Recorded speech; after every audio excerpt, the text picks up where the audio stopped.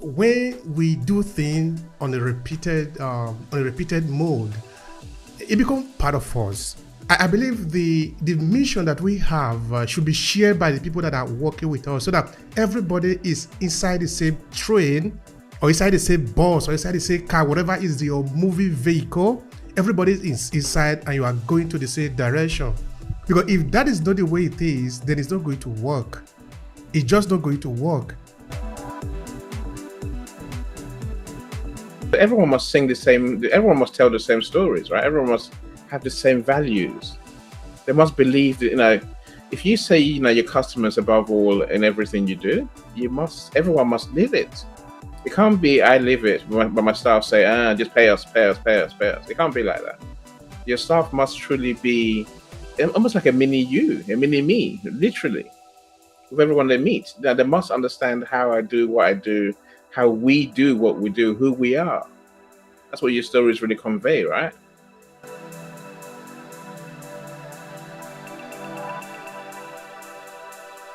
Well, I look at storytelling from my aspect of how I teach it and so on, from branding and for visibility and for buying and to stand out in your market and to be very different. And of course, to make your business, people understand the issue though.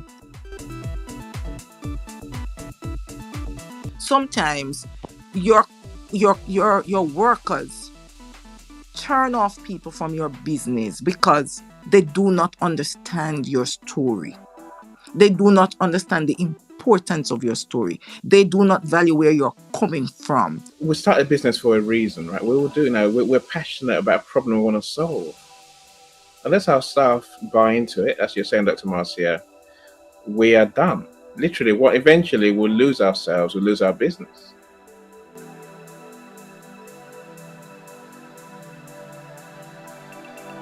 Hi, and thank you for checking out this short clip from Obehi Podcast. I'm Obehi Ewanfo, the host of the Obehi Podcast. This short clip was created from a full episode where we dive deep into this conversation. To see the entire video, all you need to do is to click on the link in the description of this video. Now, while you are there, I want to share something with you quickly. Are you a purpose-driven entrepreneur? Do you want to cut across the noise and attract the right audience, leveraging the power of storytelling? Now pay attention. I'm currently working on a signature program to help you own your story and stand out for the competition. It's a 5-step journey to help reshape your professional and business narrative so you can drive success and stand out in the competition. And in less than 90 days. The link is what you see on your screen, academy.aclasses.org/story. Now this is what we have understood. Storytelling is the most powerful instrument that is known to man. And this is what this could mean to you. You could either choose to own your story and leverage it to amplify your message and whatever you represent in this world, or some other person could own that story. The choice is yours. So why not take advantage of your story and use it wherever you are, whether you are in business environment or you are a professional individual who want to be able to build your influence and leave a legacy behind because you represent something. You are owning your story. You are somebody whose story is important. So the choice again is yours. Now let's get started with this short clip. I want to zero in on some points that Izu made. If he doesn't mind, I have to book my one-on-one strategy call with you, Izu. So please look out for that to fine-tune some things from my personal story. However, I look at storytelling from my aspect of how I teach it and so on, from branding and for visibility and for buying and to stand out in your market and to be very different. And of course, to make your business, people understand the issue though. As a Christian leadership coach and consultant and trainer, is that many of my clients have an issue with how they get, and these are business entrepreneurs who get my services, applied for my services on a one-to-one to remain resilient, who maybe feel stuck and unproductive, and who feel that somewhere along the line they're running on fumes. They are not making the mark, and they are very frustrated and distressed in their business because they find it so hard to inspire their employees with their story, to get them to buy into why this business is so valuable and important to them, and why their loyalty and commitment is important, and to embrace and promote the company's values and the mission, and not just the profit, man. Because sometimes your workers turn off people from your business because they do not understand your story. They do not understand the importance of your story. They do not value where you're coming from. I want to throw this question to the panel. Should the persons who are very frustrated and distressed in their business because they find it so hard to inspire their employees with their story, to get them to buy into why this business is so valuable and important to them, and why their loyalty and commitment is important, and to embrace and promote the company's values and the mission, and not just the profit, man. Because sometimes your workers turn off people from your business because they do not understand your story. They do not understand the importance of your story. They do not value where you're coming from. I want to throw this question to the panel. Should the persons who do not understand your story, who do not buy into your story, who do not appreciate the value you put in your business, your mission, should they be gradually reduced, let go, separated from your company? And if not, how do you get them? What are the strategies that you can use? You have mentioned so many, to get them to buy into your story and to make your business remain visible and stand out, and make it become a trustworthy business. Because these front runners, sometimes, because you are the mastermind, you will have to be making the collaborations, the contacts, and so on, destroy what you have built and blur your story and distort it.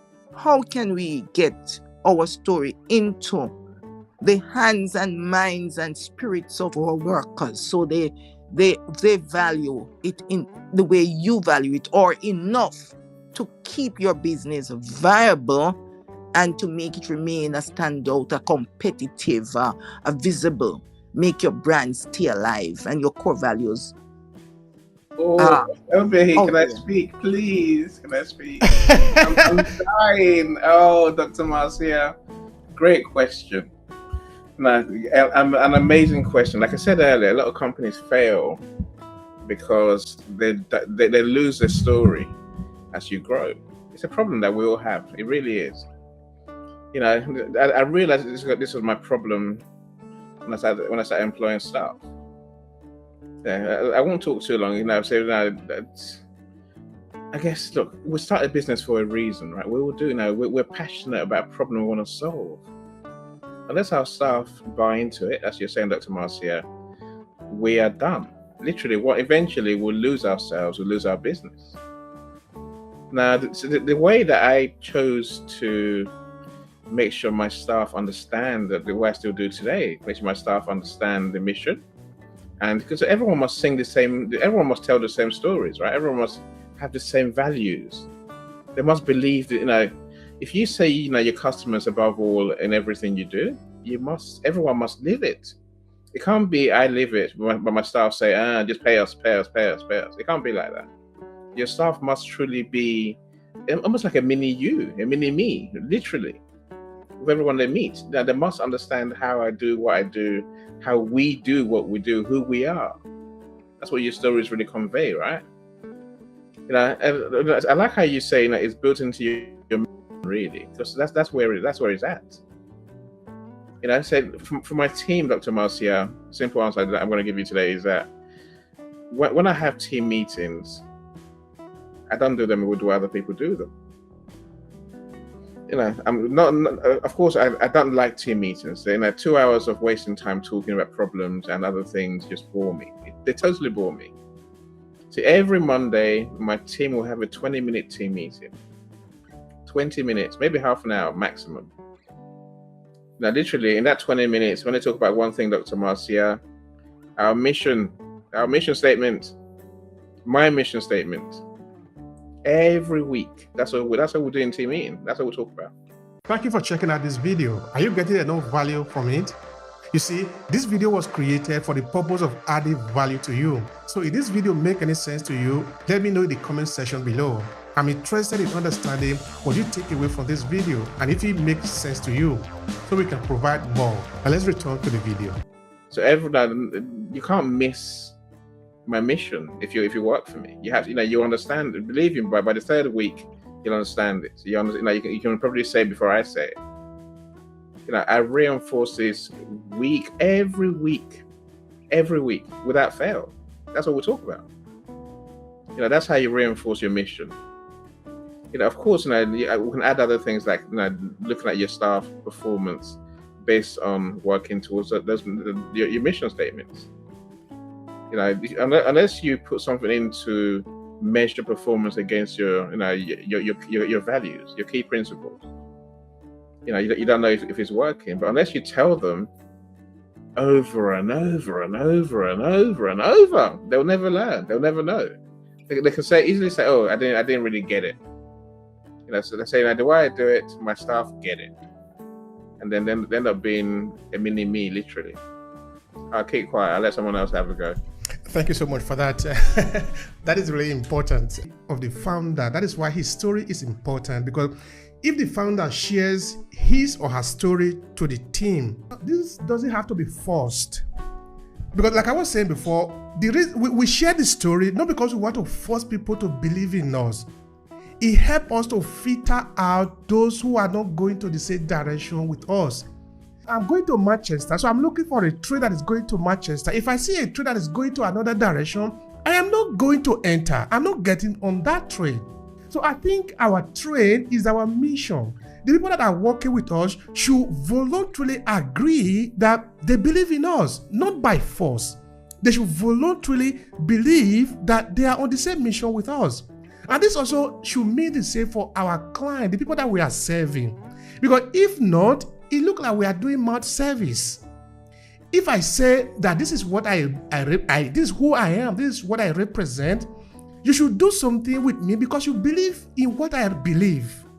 This is why the marketing should become easier for us. There are some people, for example, that says product that might not necessarily be in line with what you believe. I don't know, they could be in the area of faith, of sexuality, of culture. If that is not in line with you, don't go there, because it means that you will be on the superficial level. But I love to go deep. Let's go deep on that, because I really believe it. So when we share our story with our team, we don't need to force them, but we need to look for a way to, in a very subtle way, like ask them, do you really believe in what we are doing here? Because if they don't, they're not supposed to be there. Otherwise, they are going to ruin the mission.